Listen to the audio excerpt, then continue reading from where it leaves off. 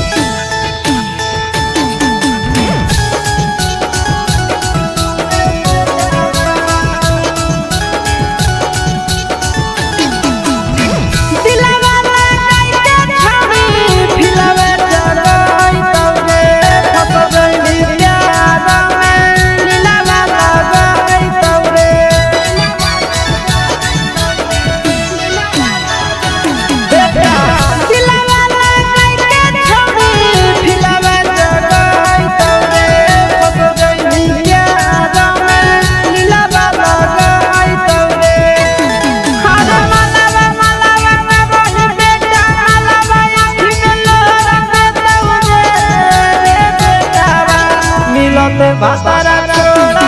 छोड़ देता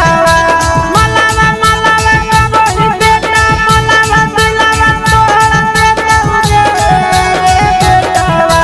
मिलन भातारा छोड़ देता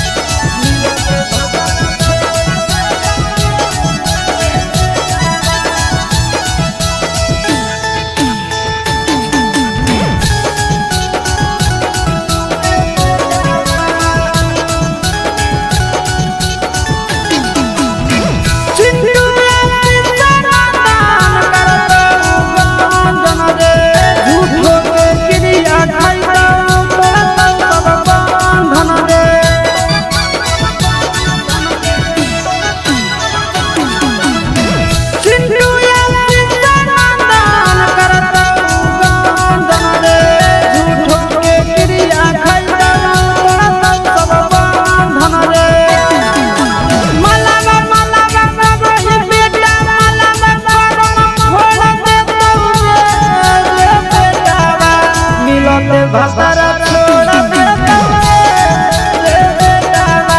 मलावा मलावा बोली बेटा मलावा दिलावा तोड़ देता दीजे रहिया में छोड़ देता बेटा संभल जाओ नहीं तो बर्बादी होगा।